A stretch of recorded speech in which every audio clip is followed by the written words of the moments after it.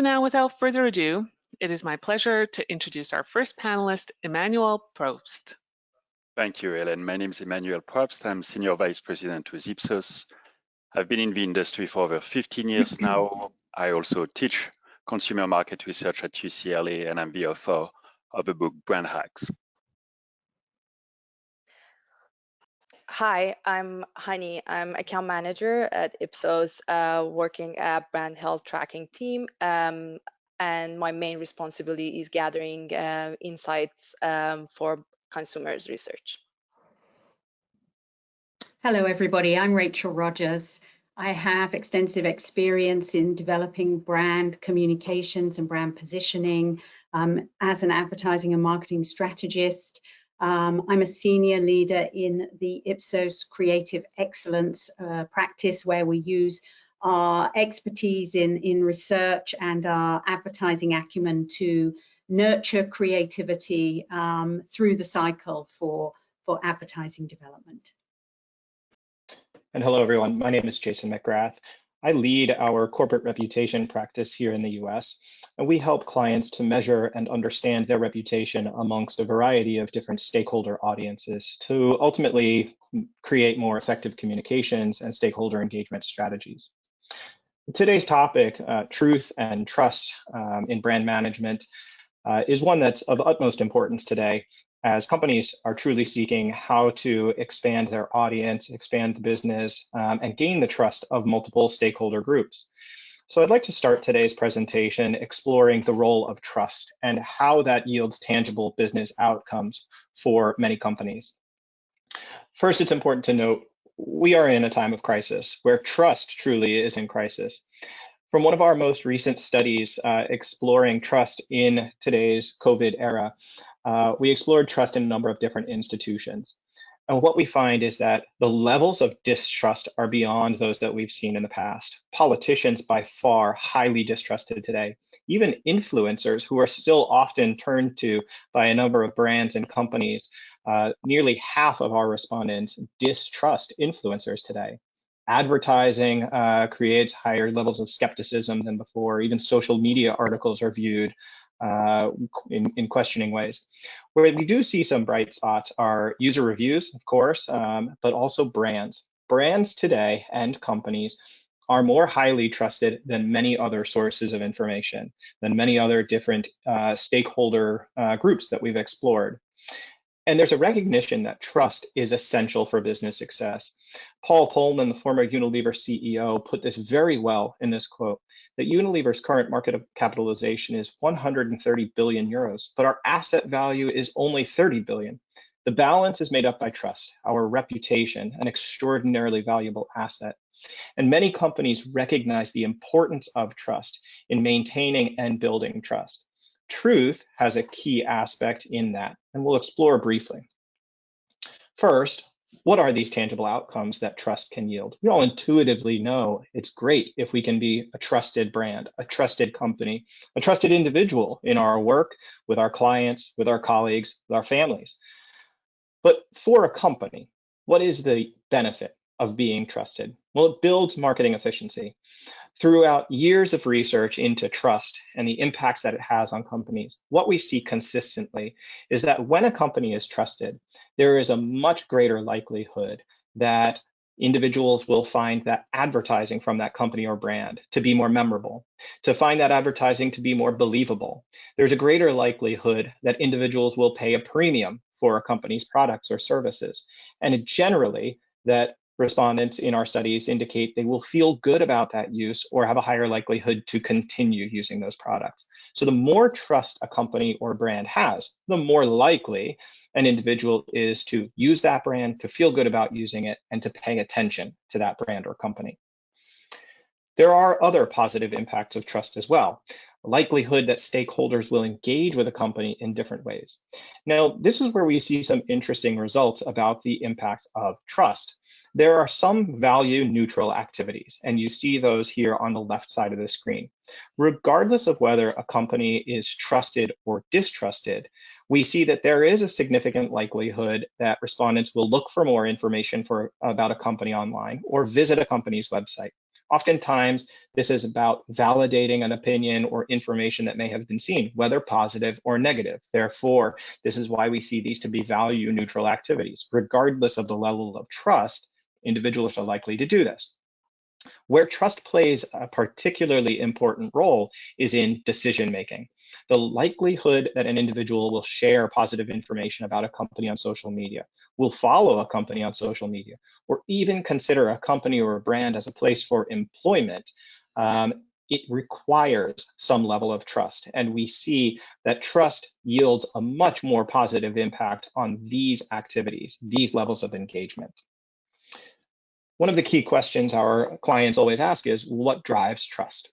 And across a number of industries, in global data that we have from our latest Ipsos Global Reputation Monitor study, what we find in our driver modeling is that, of course, it's high quality products and services that will drive trust in a company. But beyond that, it's an impact on society, a positive impact on society through everyday business, and genuinely trying to live up to the principles that they communicate with living by your values. Two key areas where truth and demonstrating your impact matter.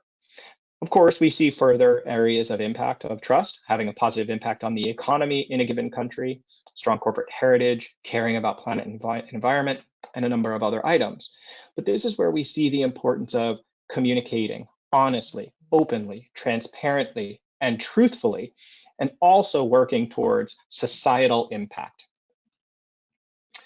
In our Ipsos Reputation Council, a study that we conduct annually with 150 corporate communicators managing the reputation of global organizations. In our latest edition that was released this year, we asked our respondents, is it the job of government and not business to fix society's problems? And the majority of our corporate reputation council members disagree. They recognize that business has a role to play in fixing society's larger problems today. And we see that, of course, in a number of other consumer research that is conducted as well. However, we asked our reputation council members, again, these are individuals responsible for their company's corporate communications and reputation activities.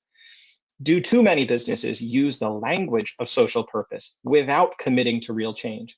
And there is a predominant agreement with this statement, demonstrating that we haven't quite filled the gap yet, that there's an expectation for companies to do more, to work on fixing society's problems. But right now, it's just receiving lip service.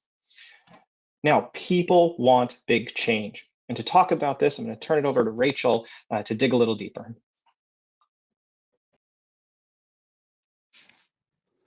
Thank you, Jason. Yes, people want big change. The importance of corporate purpose is highlighted really by our times. It's almost as if, in a way, COVID has brought issues that people have been experiencing for some time into much sharper relief. We did a significant global survey in association with the World Economic Forum, and the numbers you see in these slides are drawn from that survey for the United States. So we see here that almost 80% of our respondents in the US want to see the world change significantly, and particularly become more sustainable and more equitable, rather than returning to the way things were before COVID interrupted our lives as it has. And interestingly, I think we also see here 57% believe that an economic recovery should also focus on actions to prioritize climate change. That's going beyond the usual economic levers of jobs, employment, infrastructure. People really want to see big change, and that includes some kind of element of sustainability in how we get out of this mess. And we're struck by the numbers of those who perceive business rather than government, as Jason hinted earlier, as the agent of that change. Business, we can infer from these numbers, has a higher perceived level of competency to actually help, as people see it has done a good job in helping to get through the pandemic and help recover from the pandemic. So the desire for companies to take a stand is widespread. Earlier in the summer, we did a significant survey among people around the racial justice issues and movements that were taking place. And looking specifically at this issue, approximately 6 in 10 people believe it is appropriate for any brand to take a stand and a stance on racial justice. This data was somewhat surprising to us at the time because we felt that there would be more support for brands that had perhaps in the past already built a foundation around diversity inclusion, that they would have more right, or that brands that were targeting Black consumers in particular would be expected to speak out in particular. But no, it was viewed that any brand should feel comfortable about taking a stance on racial justice. And these numbers increase when you look at particular subsectors, young people, Blacks, people who live in cities. All of these numbers are significantly higher, and that's a theme that we've seen throughout a lot of our data on societal issues over the course of this year. And so moving to the next slide, perhaps appropriately in a trust and truth challenged world, consumers say that they actually check what brands do. So about 42%, 4 in 10, look into the actions, the policies, the records on inclusion that, that companies claim to be making of the brands that they buy. And we see again that these numbers pop significantly for certain of those subgroups that I mentioned on the last slide. And from our qualitative research, from the community research that we do on an ongoing basis, we see evidence of consumers being very aware of the bandwagon potential for organizations and brands in this area, and are seeking them to come from a place of truth and action and putting some heft behind their words. Back in the summer, we saw a flood of brands making statements in support of Black Lives Matter or racial justice in general. Is it driven by a concern for sales? We wondered. And indeed, again, we see, particularly with younger consumers, that they claim to be likely to use their purchase power in support of brands which are doing something significant in this area. Almost 50% in the case of 18 to 34-year-old consumers are looking at the sorts of messages that you see on the right-hand side from a variety of different brands and organizations, and supporting those with their purchasing. So we've seen that trust in companies and brands yields tangible business outcomes. Jason has talked about those, and that purpose in particular is a powerful contributor to trust. We're living in times where brands are being presented with significant opportunities to play a broader societal role in many different areas, potentially. How should brands respond to these opportunities? Well, no doubt there are risks. Going back to our Corporate Reputation Council members, 3/4 of them said that risks were significant at this time in taking action in support of a particular issue. But also 59–60% of them said that those risks could pay off, perhaps even bigger than ever. The rewards are there. And in the recent past, we have seen 2 brands, you're probably aware of these examples, Nike and Gillette. Both have taken significant stands on social and racial issues, and both have been castigated and supported in the court of social media. We decided to look at these 2 examples and get a more fact-based analysis of what happened to them as a result of what they did. And we conducted tests on their advertising around these two particular social issues amongst a very broad representation of US consumers. And we found actually significant potential for long-term benefit for both of these brands. Some of our key diagnostic measures around resonance and stirring of emotions and being talkable were significantly above norms for both of these examples. And perhaps most importantly, the brand desire potential ticked up above average for both of these brands. So some evidence there that advertising around societal issues and taking a stand on things publicly can be very beneficial. To look more broadly, we also delved into our database of more than 5,000 ads that we've tested in the last 5 years in order to try and get a handle more broadly on what happens when you advertise around your brand reputation. So we looked specifically at advertising which had been talking about a brand's values or its heritage or its history as its core main message in its communications. And again, we found significant positive effects for brands which were talking around these issues on their brand relationship index. And using the same analysis, we also saw how important believability of advertising is in driving both short and long-term results. So if ads are believed, if the message is believed, you can expect a significant uptick in your short-term persuasion impact and in your longer-term equity impact. So interestingly, a perception of truth in your advertising, a believability, can be a very powerful effect. So advertising can be excellent as a part of the marketer's toolkit when building trust through purpose and truth, as those two analyses just demonstrate.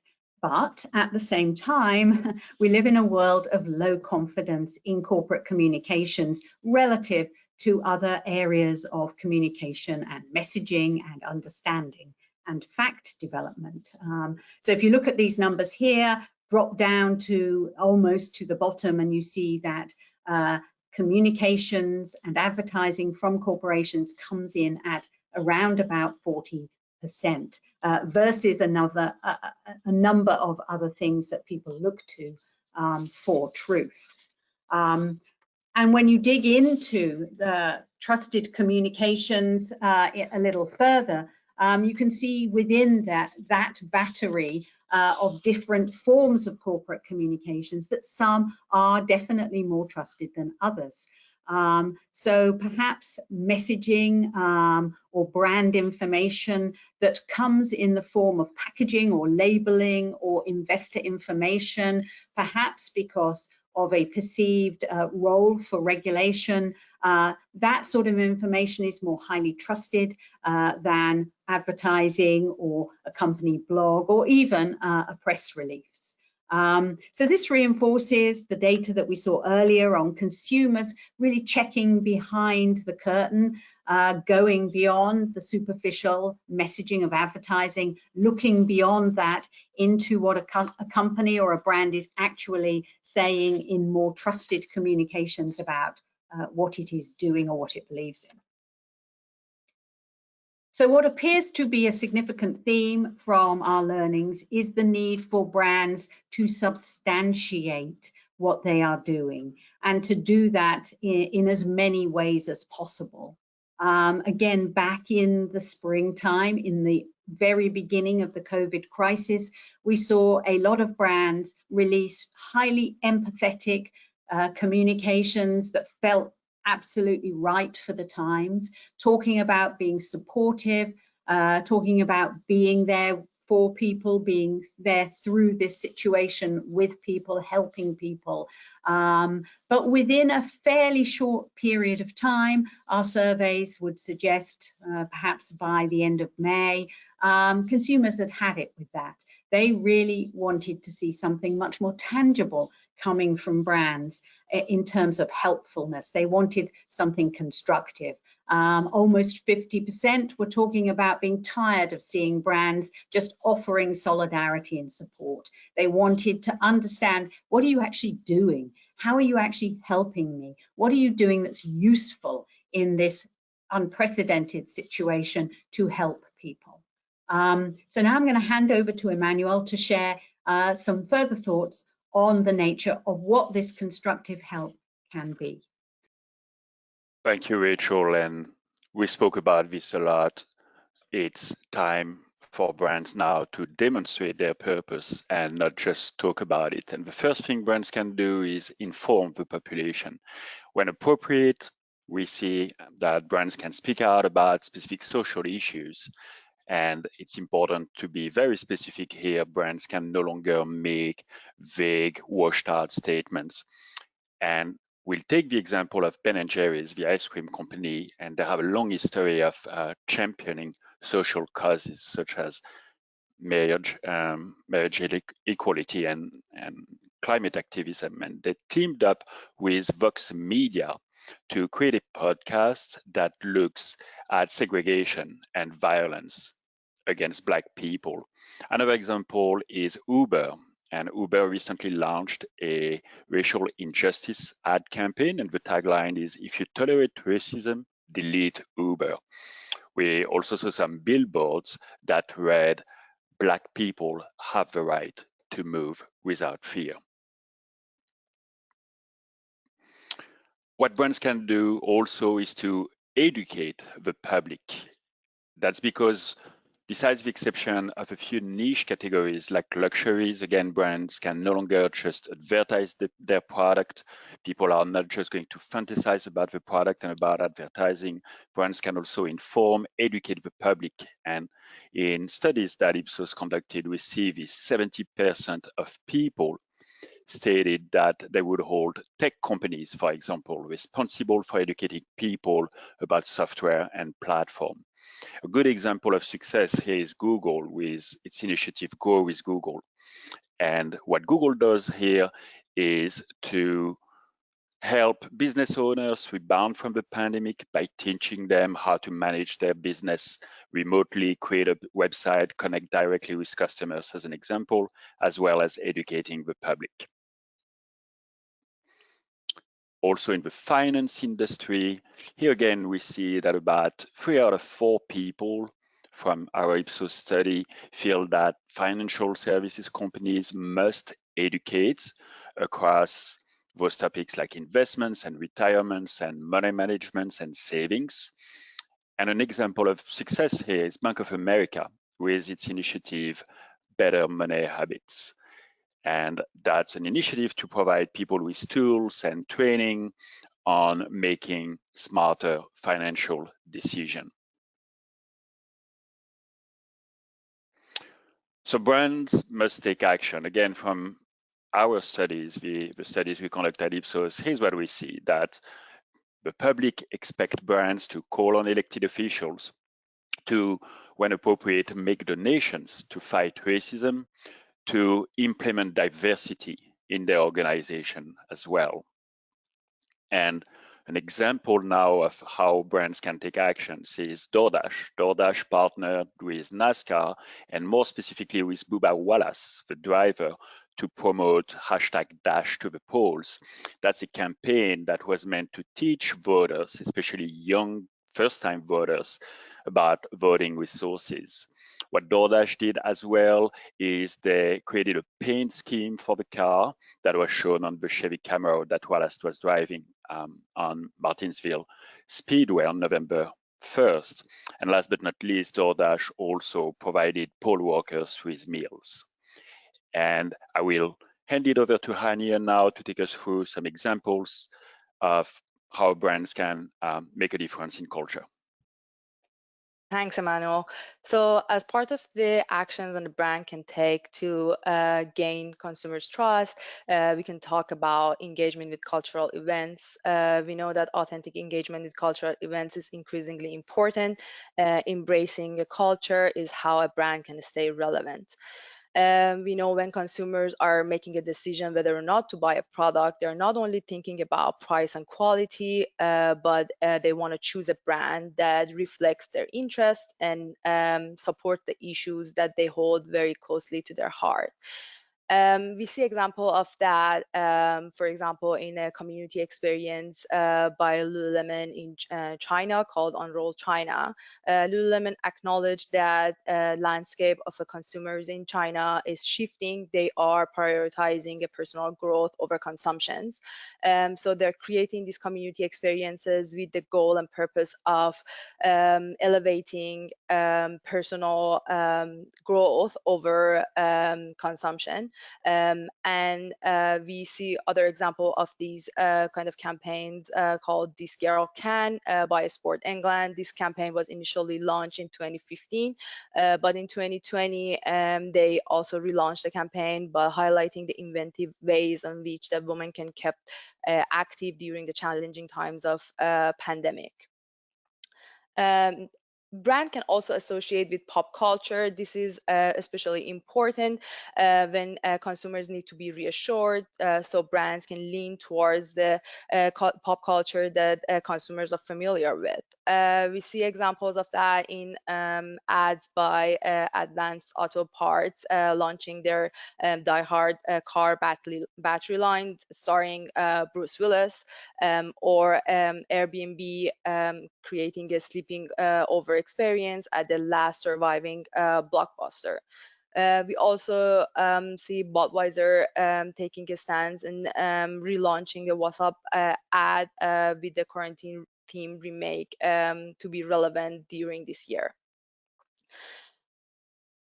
Brand also can take sustainable actions. We know sustainability only grown in urgency in the past several years. As Rachel mentioned, 57% of consumers think climate change is an issue that we should prioritize.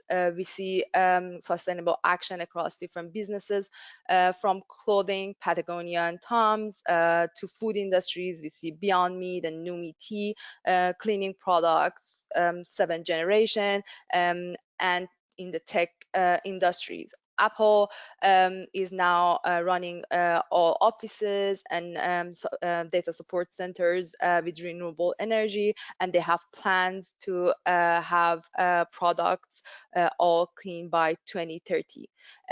We know Google has hired the chief sustainability officer to help them take sustainable actions across businesses, from operation to data centers to products.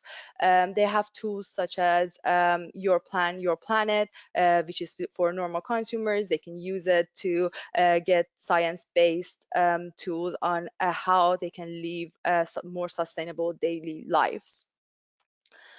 In order to take all these actions, brands need a new team of experts. The team for brands can not only be marketers anymore, they need to return journalists, scientists, educators to help them shape their message.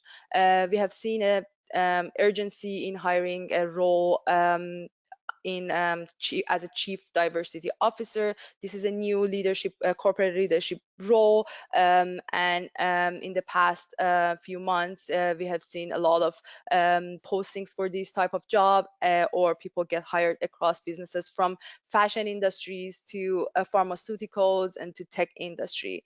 This is only to help this role is developed to help brands be more inclusive, diverse, and create a more equitable workplace. And in order to help them enable taking these actions, not only talking about them. With that, I'm going to pass to Emmanuel to talk about our next topic. Thank you, Hani. And the third and last section of this presentation is to talk about the world of news and how brands can navigate this fact challenge world. What's particularly challenging is, of course, to decipher fake news from true facts, but also the fact that fake news spreads about 6 times faster and is 70% more likely to be retweeted than the truth. Now, what's interesting is people think they can tell the difference between fake news and true facts. And what we see in our most recent Ipsos study on brand truth is 65% of respondents felt that they could tell the difference between news content from opinion. However, only 24% of people believed that the average person in the US could make that same distinction. What's interesting also is a contrast between Democrats and Republicans. 68% of Democrats were more likely to feel that news organizations or journalists could take a side on an issue and still be truthful, in contrast with 37% Republicans. So 68% Democrats, 37% Republicans. Now, it's very hard for social media platforms to moderate content. And indeed, we see also some discrepancies, or some differences, I should say, between social media platforms. And if you look at Facebook and Twitter, for example, they made divergent calls on moderating President Trump's recent posts. So Twitter took an active approach and they flagged the tweet. In contrast, Facebook, however, decided to interpret this message differently and has not modified the post. A suggestion we have for social media platforms is to unify and agree on a set of governing principles to moderate content. So to wrap up our presentation today, we cannot stress enough how important it is to foster trust and to maintain trust with the public, with elected officials, with businesses, but also with employees. And a sad example comes from the Richards Group. The Richards Group is the largest independent advertising agency in the country, with about 750 employees based in Dallas. The agency has been incorporated in 76, so 34 years ago. And it just lost 40%, almost half of its client roster in 3 days after their founders, Stan Richards, made an inappropriate comment on an internal call. Since then, they lost Home Depot, they lost Motel 6, and sadly many other brands. And this is a rude awakening for our industry that shows how an agency can lose in 3 days the business they built over 34 years. Stan Richards, the founder, in his own words, said, I'm firing myself. So I will now hand it over to Jason to wrap up our webinar today. Thanks, Emmanuel.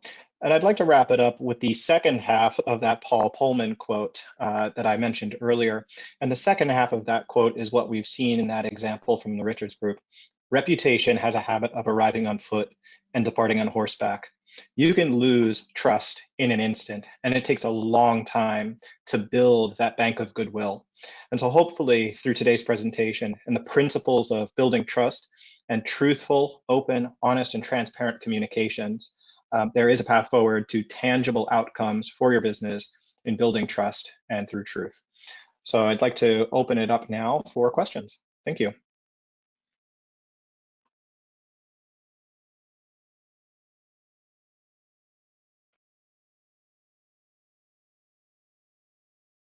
Okay, I think we have a question here.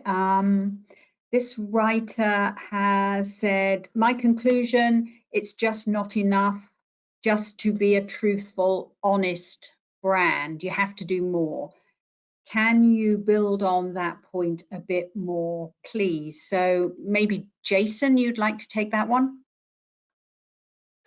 Sure. So I think that's absolutely correct.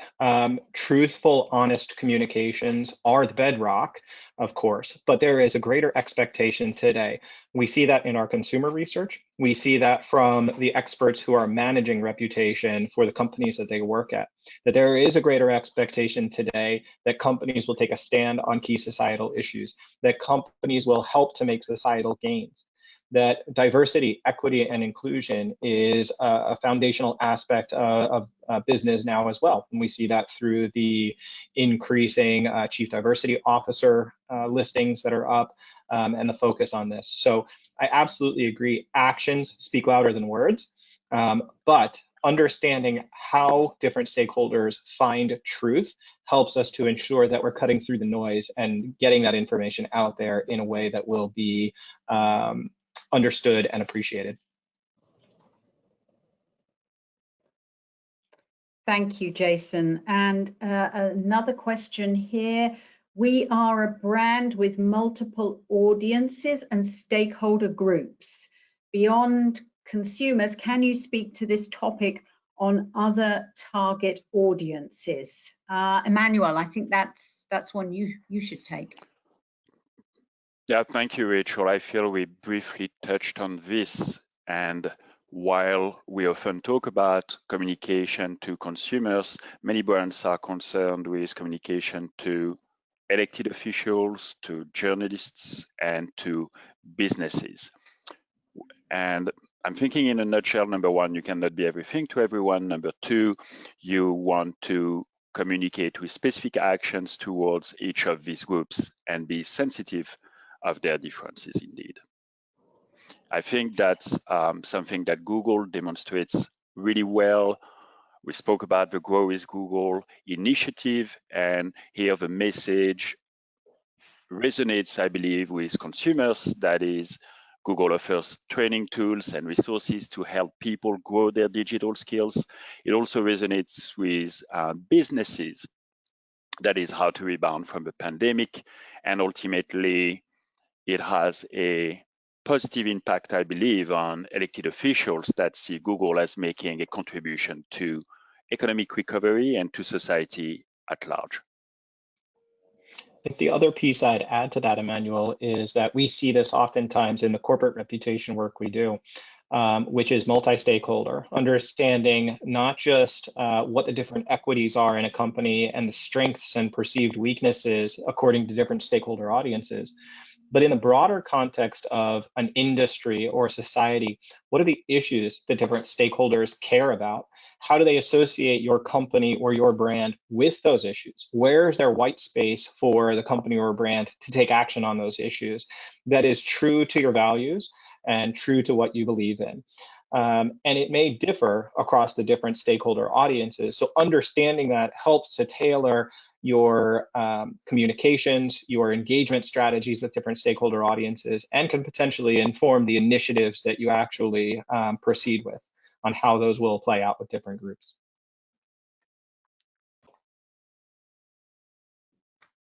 Thank you, guys. Sorry for my momentary inattention. I've got another question here that I'm just trying to open. Here it is. How does the trust and reputation leverage brand purpose?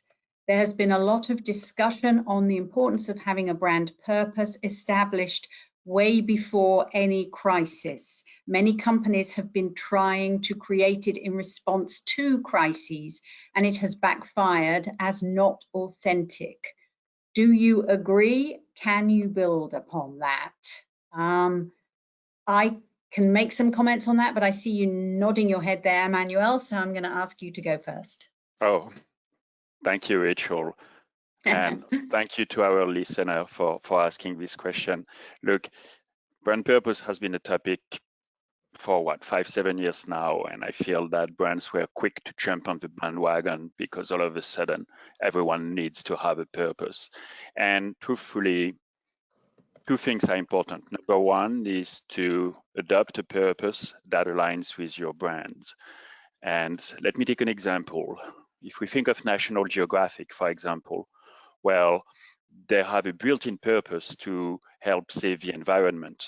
and this aligns with their message of all those beautiful pictures and magazines they publish.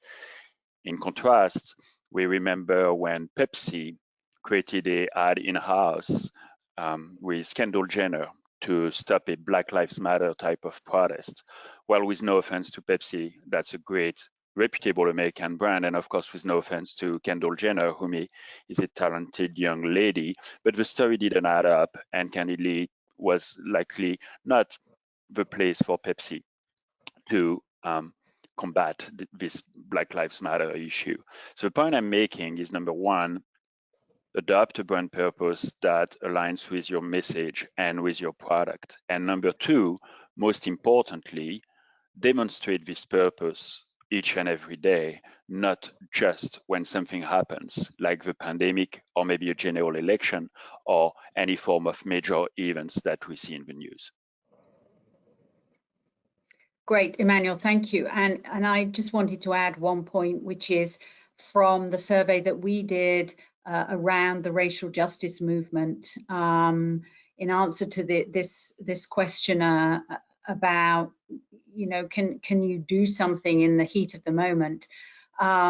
We did anticipate that consumers would give brands that had established a foundation or had some other kind of demonstrated right, if I can use that word, to speak about this topic. We did expect consumers to think that those brands had more right to speak out.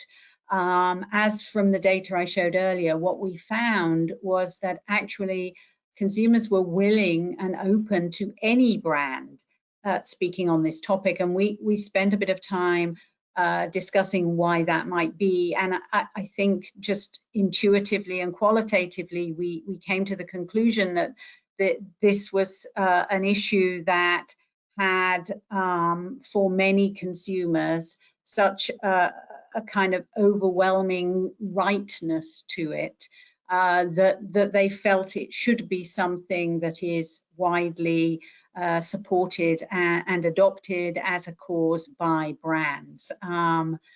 So that's an interesting sort of outlier data point, I think, for you to consider for your brand. We have another question here. If investor communications and CSR reports are more trustworthy than ads, any advice on how to scale that impact to consumer audiences? Jason, do you have any thoughts on that from the corp rep perspective?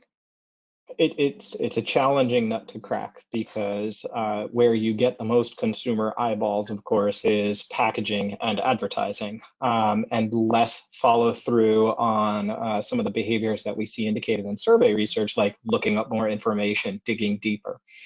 I think one of the areas is about understanding the broader segment in the consumer world and understanding how you can utilize more engaged consumer audiences to help further some of the information from those CSR reports, from those investor reports. There's not a one-size-fits-all approach that we've seen in communications to get that information out. It is a tough prospect, but it's not impossible. Emmanuel, have you seen anything on the brand side of things that you can add to this? Yeah, we mentioned this example. Thank you, Jason and Rachel. I think the initiatives Google is taking are really a great example here. And here's what I mean. Google wants to contribute to economic recovery, help businesses and society recover from the pandemic. How does this translate in campaigns? Well, we see some advertising on Instagram that encourages users to use Google Maps to connect with local businesses and order from local businesses. And here I think that's an example of an advertising messaging and a campaign that resonates with both small businesses that feel supported and consumers that feel they can support these small businesses, and technology helps mediate that interaction for the greater good of society and economic recovery. I think one point to make here as well is that there is a difference between advertising, which is a much maligned body of communications, and your ads, or any other brand's individual particular ads. Individual ads can be very effective, very believable. As the examples I showed for Gillette and Nike, they can be very effective at carrying the message that might be housed in other places out into a broader world and to a broader audience. The key is that the advertising is sitting atop genuine commitment and action that is demonstrable and that is credible. And I think that is how advertising's role is best seen and best utilized. Okay, we have no further questions at this point. Please feel free to add questions should a question occur to you as we reach the end of the webinar, and we will do our best to respond to you via email following the close of this webinar. Thank you. Thank you, Rachel, and thank you also to Jason, Emmanuel, and Honey for today's really interesting presentation. And thank you everyone for joining us. Please do submit any follow-up questions to us and we will get back to you as soon as we can. And also be on the lookout for an email with a direct link to today's recorded presentation. That now concludes today's webinar. Have a wonderful day.